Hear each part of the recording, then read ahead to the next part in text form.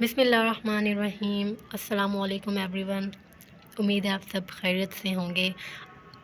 और ये मेरे चैनल की पहली वीडियो है और इस वीडियो में हम Christopher Marlowe as a dramatist के क्वेश्चन को कवर करेंगे। क्रिस्टोफर मार्लो एक एलिजाबेथन पोइट हैं, ड्रामाटिस्ट हैं, प्ले राइट हैं और राइटर हैं। ये 1564 में पैदा हुए थे और 1593 में इनकी डेथ हो गई थी। सबसे पहले हम इनका इंट्रोडक्शन देखेंगे।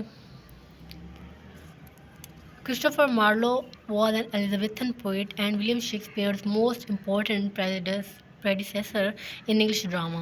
क्रिस्टोफर मार्लो एक बहुत ही इम्पोर्टेंट एलिजाबेथन पोइट हैं, प्ले राइट हैं, ड्रामाटिस्ट हैं और विलियम शेक्सपियर के प्रेडिसेसर हैं। प्रेडिसेसर वो होते हैं जो हमारे आबा अजदाद होते हैं, जिनसे जो डिफरेंट पोइट्स होते हैं, राइटर्स होते हैं, ड्रामाटिस्ट होते हैं, वो इंस्पिरेशन हासिल करते हैं या फिर उनके जो राइटिंग स्टाइल होता है उनको आगे लेकर चलते हैं। क्रिस्टोफर मार्लो जाने जाते हैं इस्टेब्लिश करने के लिए ड्रामेटिक ब्लैंक वर्ड्स को। अमूमन हम पोइट्री में देखते हैं कि राइम स्कीम्स होती हैं, म्यूजिकलिटी होती है, एक रिदम पाया जाता है पोइट्री में, लेकिन ब्लैंक वर्ड्स इस टाइप की पोइट्री होती है, ऐसा स्टाइल होता है जिसमें म्यूजिकलिटी नहीं होती, रिदम नहीं पाया जाता और ना ही उनमें कोई सीक्वेंस होता है। तो ये मतलब सीक्वेंस के बगैर ही जो हम पोइम्स लिखते हैं उनको हम ब्लैक वर्ड्स कहते हैं। और उनका जो प्ले राइटिंग करियर है वो 6 ईयर्स के ऊपर कंसिस्ट करता है। मार्लो की जो अचीवमेंट्स हैं वो डाइवर्स हैं, मतलब डिफरेंट डायरेक्शन में और स्प्लेंडेड फैली हुई हैं और उनको किट मार्लो भी कहा जाता है।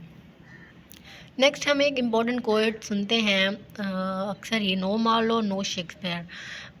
ये अक्सर कहा जाता है कि नो मार्लो नो शेक्सपियर। इसमें विलियम शेक्सपियर जो है उन्होंने बोरो किया था इम्प्रेसिव राइटिंग स्टाइल को क्रिस्टोफर मार्लो से। जो राइटिंग स्टाइल था क्रिस्टोफर मार्लो का वो बहुत ही इम्प्रेसिव था, वो बहुत ही इम्प्रेसिव वे में अपना उनका जो राइटिंग स्टाइल था वो था और उनको कॉपी किया था विलियम शेक्सपियर ने। विलियम शेक्सपियर भी एलिजाबेथन एज के बहुत इंपॉर्टेंट प्ले राइट हैं, ड्रामाटिस्ट हैं और राइटर हैं।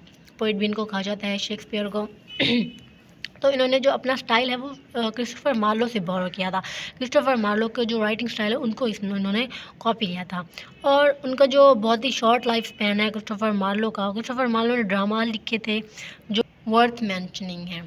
क्रिस्टोफर मार्लो ने ड्रामा लिखे थे जो कि वर्थ मैंशनिंग है।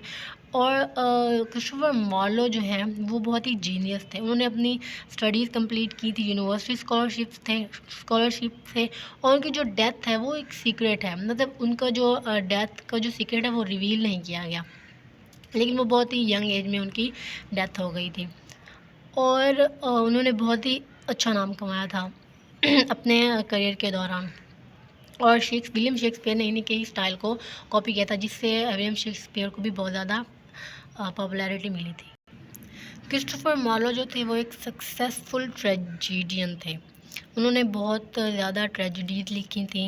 उन्होंने फोकस भी ट्रेजिडीज़ के ऊपर ही किया था। उनके जो बहुत सारे प्लेस हैं उनमें जो प्रोटैगनिस्ट होता है वो डाउनफॉल फेस करता है और सिर्फ अपने एम्बिशंस की वजह। जैसा कि हम डॉक्टर फॉस्टस में देख लें, डॉक्टर फॉस्टस जो हैं वो उन्हें बहुत ज़्यादा चाह होती है नॉलेज की, पावर की और सेंसुअलिटी की, जिसकी वजह से वो एक डेविल के साथ कॉम्पैक्ट कर लेते हैं, मुआहदा कर लेते हैं, कॉन्ट्रैक्ट साइन कर लेते हैं, जिससे वो 24 साल के बाद अपनी सोल है वो उसको दे देंगे डेविल को।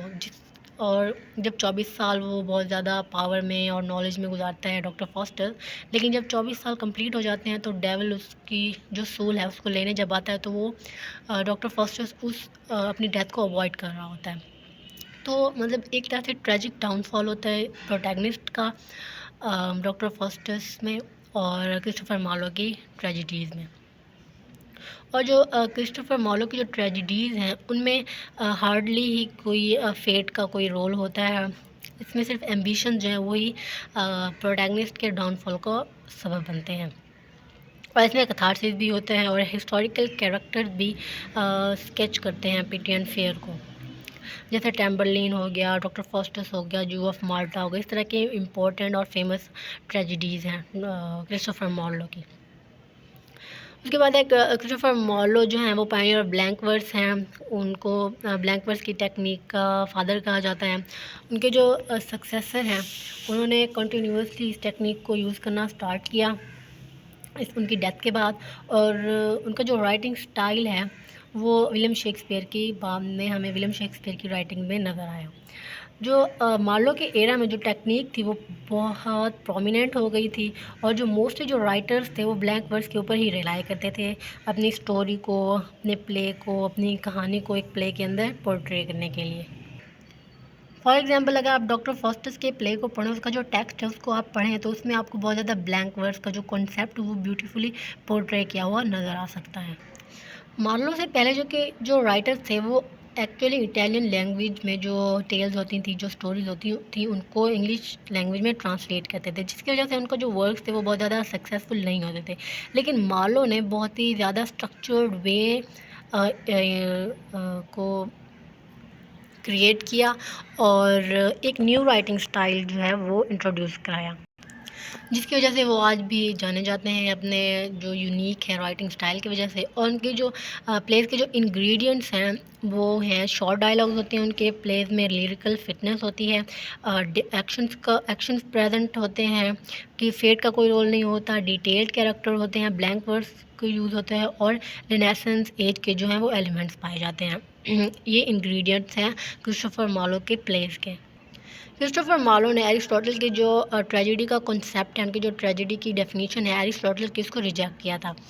क्रिस्टोफर मार्लो ने अपनी ट्रेजेडीज़ खुद बनाई थी, उन्होंने अपना न्यू स्टाइल इंट्रोड्यूस कराया, और एरिस्टोटल की तरफ से जो इंट्रोड्यूस की गई थी 3 unities, unity of time, unity of place and unity of action, उसको क्रिस्टोफर मार्लो ने रिजेक्ट कर दिया था। वो क्योंकि वो इन तीनों यूनिटीज़ को किसी प्ले में ट्रेजेडी को सक्सेसफुल बनाने के लिए इम्पॉर्टेंट नहीं समझते थे, तो इस तरह उन्होंने एरिस्टोटल की जो ट्रेजेडी थी उसको रिजेक्ट कर दिया था।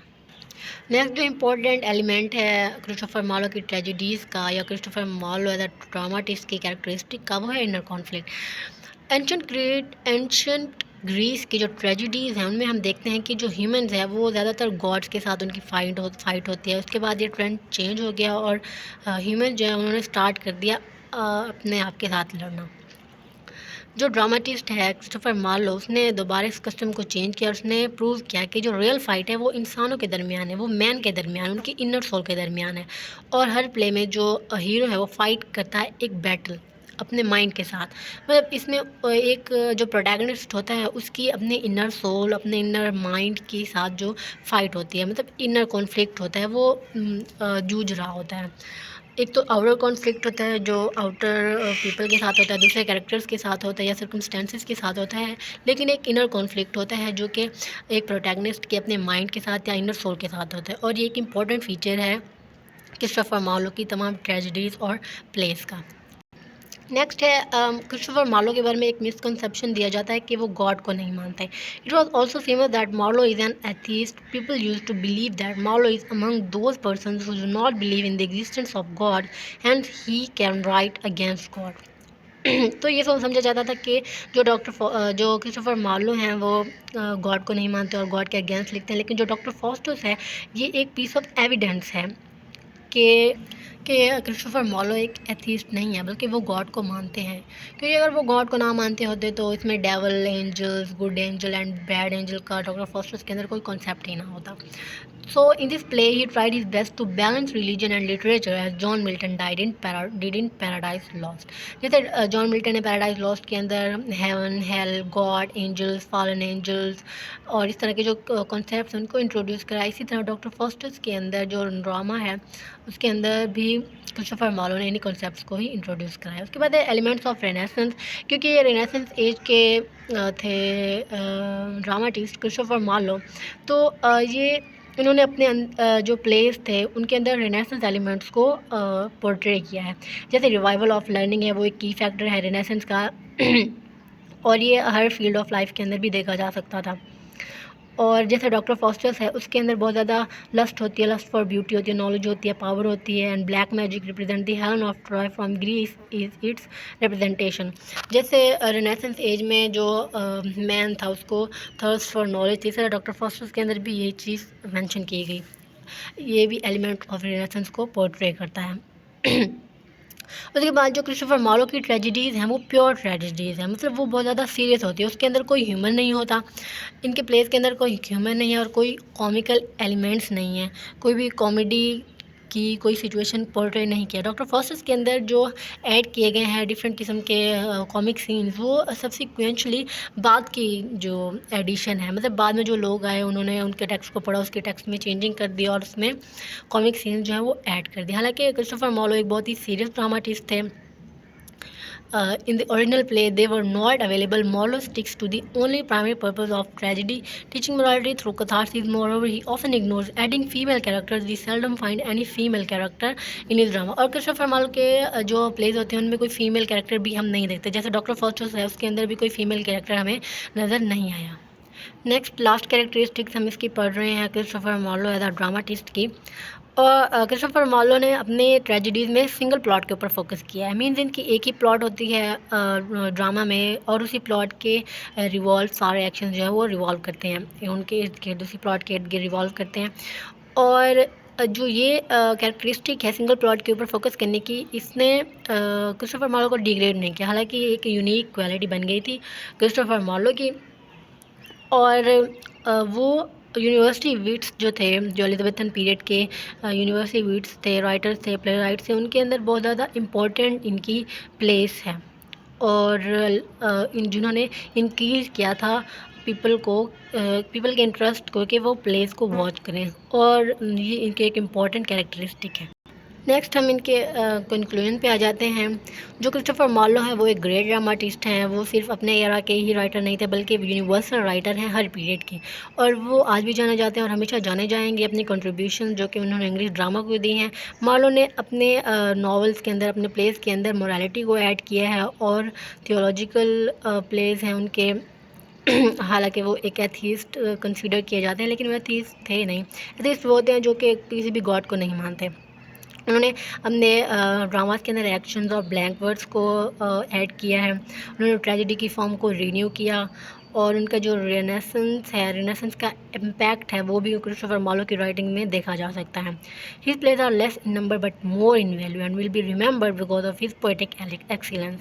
उनके जो प्लेज हैं वो नंबर में कम है, मतलब बहुत ही कम प्लेज लिखे हुए, लेकिन वो बहुत ही एक्सीलेंट माने जाते हैं। पोएटिक एक्सीलेंस उनमें पाई जाती है। तो ये थी आज की हमारी वीडियो। अगर आपने अभी तक हमारे चैनल को सब्सक्राइब नहीं किया तो हमारे चैनल को सब्सक्राइब कर दें और बेल आइकन को ज़रूर प्रेस कर दें ताकि नई आने वाली वीडियोस आपके पास पहुंच सके। तब तक के लिए अल्लाह हाफिज़।